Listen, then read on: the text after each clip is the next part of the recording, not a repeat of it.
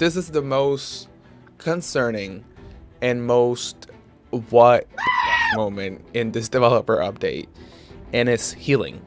And I'm telling you right now, if these changes go into live servers, the new meta will be the anti-healing builds for killer. Alright, hello everybody and welcome back to another video. Today's video is a little bit different. I wanted to jump into the developer update that behavior released today for March 2023, and I think the PTP is coming next week. But let's just go through some of the stuff that is good, stuff that is bad, and I think where the game is kind of headed if these changes do go into the live servers. So first of all, we have the blood web improvement, which are very, very much needed and highly requested. Of course, many people have been asking for these blood web improvements and faster blood webs for I think years. I think since I started playing the game in late 2019, early 2020. We have two additions to the blood web, which means one of them is the blood web chain, and what this does is that you select any node and the game will automatically buy anything needed along the way. So it allows you to purchase like multiple nodes in a single press of a button, and then they have the automatic purchase. If you're looking to level up your character quickly and cheaply and don't care where you get, the center node in the blood web is perfect for you. So selecting a node would automatically purchase items to the current blood web has been completed. So it prioritizes the cheapest option. So that means that basically you click the middle button and it just completely spends that level, I'm assuming. I think from what they showed. I think that needs to be changed a little bit because I noticed that the animation was still kind of slow, but it's something. It's a start. I think that if they take the feedback from people from the PTP, I think it should be okay and much needed. Press to buy. By default, when you need to hold the button to reach the node. Well, this can help misclick. Sometimes you want to watch the blood points fly from your pockets that aren't right. This new option is for you. When enabled, pressing a node will immediately purchase it. This can be in conjunction with other methods mentioned above. So basically, they're adding 3 different methods for it, I guess, that you can use for the blood web. And it's kind of hard to see it on a written version. I think the best thing to do is testing on a PTP, of course. But moving on. The next thing is the visual turret radius. This is amazing for accessibility and this is much needed. This is similar to how you see it on DBD mobile. And I don't know why this hasn't been added to the game a long time ago. Like this should be like a base kit since years ago. But it's here for people who are deaf and hard of hearing players. This is amazing. There's nothing there that I mean, what is there to say? There's accessibility options. I'm not, hard of hearing or deaf, so if there's something that is missing from this, of course, let me know in the comment down below. If you're someone who has been waiting for this and still thinks there's something that is missing, I would love to know what it is. The next thing is the Outer Records map updates.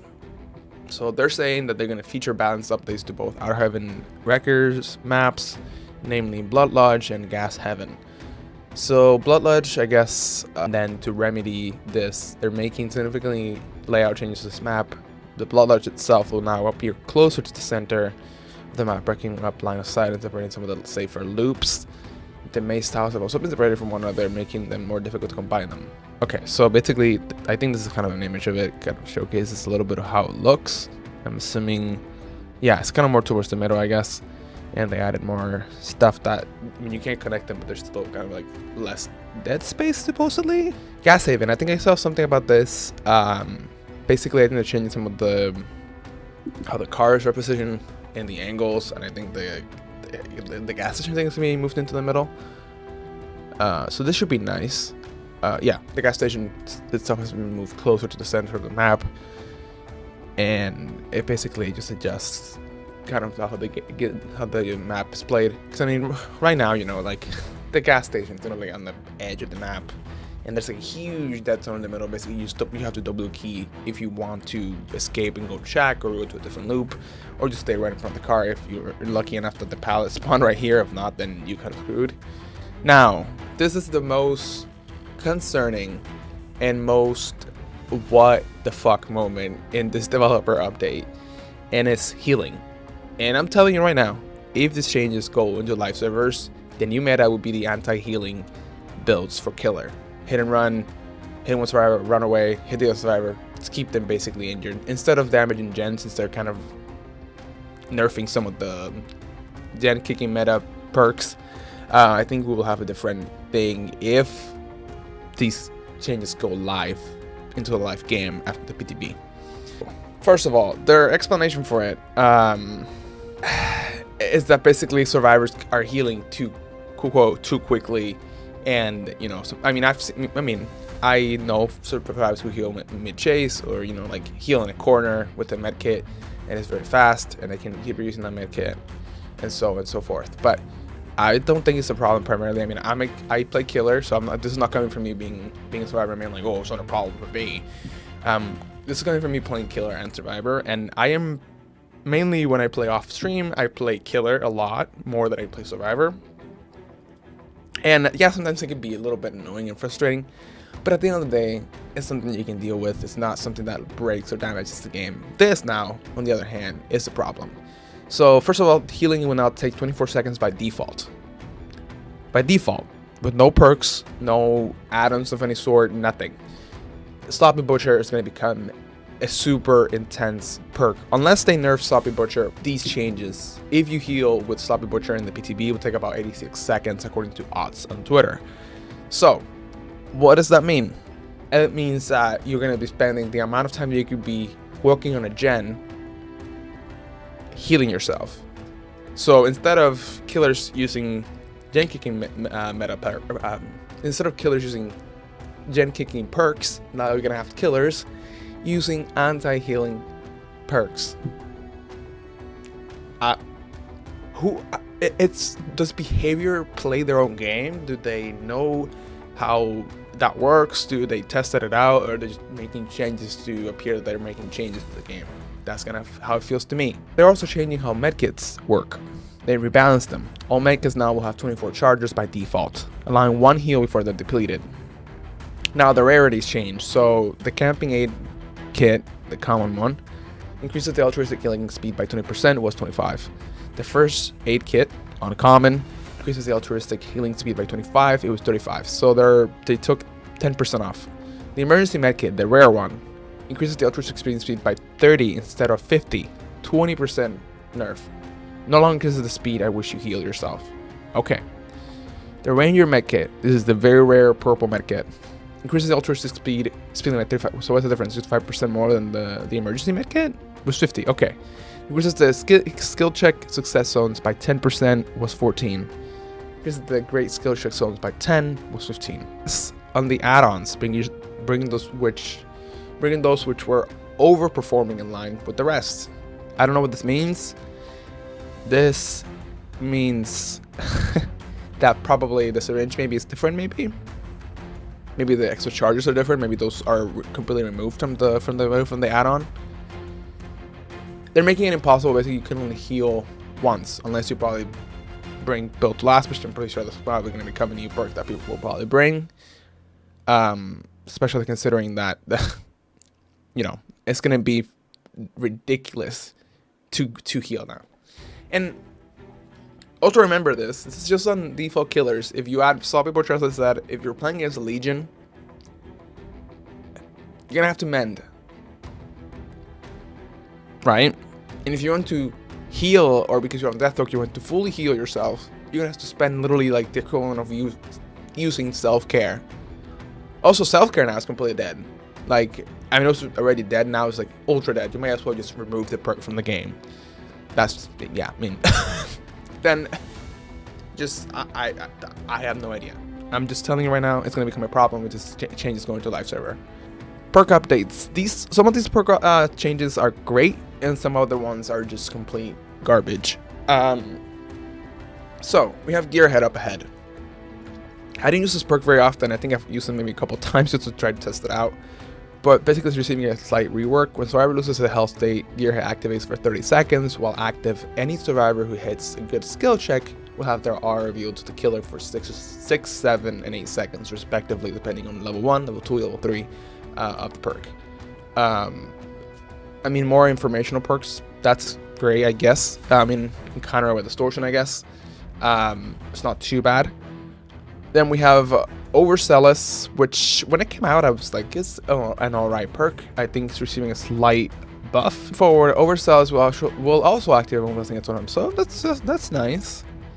So they also buffed it. So I think this would be nice to I don't know, to speed up the gen progress. So now you can also bring Circle Healing and bring Overzealous as a pair to then heal and then use it for the gen, which we'll get into the weird nerf for circular healing that makes no sense specifically with the changes to healing and the medkits. But let's moving on. Scorch Hook, Pain Rest. They now have changed the perk to have tokens. I'm thinking this means that you don't get those tokens back. So basically, once you use the 4 tokens, I'm assuming you don't get the actual effect from Pain Rest, which now also have reduced the progress at which the gen loses progress up to 11, 13, and 15. I don't think this change is bad on paper. I think it's more just I would have to see when you play killer on the PCB to see how that works. I mean, Eruption got nerfed in a certain way in the last patch, and I mean I still find it useful just as a whole, because I mean it still takes away the progress, and now you can see the aura. So like in the end, it's kind of a win-win in a certain way. So I'll have to see how this works specifically in actual like practice, you know. Dead Hard. I don't know what the hell is going on with this. Like, I use Dead Hard, and you know, I play, as I said before, I play killer, so I know how infuriating can be. But I also just disagree with like the whole thing that Odds did on Twitter, and other people have done and complaining about Dead Hard. I don't know how this change will really work. I mean, people said that Dead Hard was, you know, was dead when they nerfed it down. And I mean, it rose back. They're nerfing it even more now. Basically, they're just making it how Deliverance works, kind of. So basically, what it is, they're calling a slight rework. Is a nerf. Will activate after safely unhooking a survivor, and then when activated, you do the same thing you're doing right now, and the endurance for the same amount of time. So now you have to unhook someone. You get the perk active. Then you became exhausted, and the perk would deactivate. I think that means that you can use it again if you unhook someone else. So saying put a damper how often that can be used. I mean, people are gonna find something else to use. Sprint Burst with Vigil, Life with Vigil. I don't know. People will find something else to use as exhaustion perk. I'm just saying, or people will just keep using Dead Hard and just find ways to use it. They're saying that this will be as a reward for survivors who earned it. Sure, I guess. We have to see how that works. I mean, I'm a huge Dead Hard user, but I wouldn't have a problem moving to something else. I'm sure when that happens, people move to different perks. That will probably get nerfed as well too, once killer mains start complaining. But, you know, anyways, moving on to Call of Brine, a much needed nerf to the perk. Now they tone out its power to the regression to 115, 120, 125 from 150, 175, and 200. I think this change it's going to be nice. But again, by nerfing these perks, you're just pushing. Then, because of the change to the healing, you're pushing killers to then switch their strategies to use anti-healing builds that make it really difficult to heal with very small skill checks and, you know, sloppy and whatever the fuck else. The other change is Overcharge. They're changing it too. They reduced it from 200 to 130%. They also increased the starting regression speed to 85, was 75 to help offset this. I guess that's fine. The penalty for missing a special skill check has been reduced to 2, 3, and 4% instead of 3, 4, and 5%. Other huge mistake they're doing is Spoon Circle Healing. They're saying, we're going to give you a buff to Versailles, but then we want to nerf you Circle Healing. And then also add more difficulty into healing itself. So going forward, Circle Healing will allow survivors to heal without a med kit. Instead, it will provide 40, 45, and 50% healing bonus to healing survivors. This bonus will not apply to healing done with a med kit.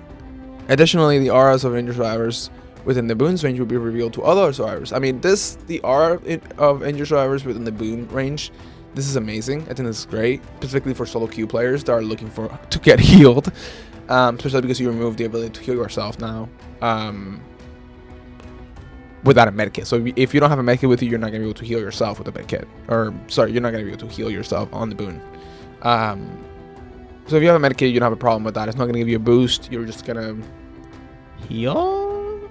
yeah, it will provide healing progress for others. So it's not even going to give you a healing bonus to you either.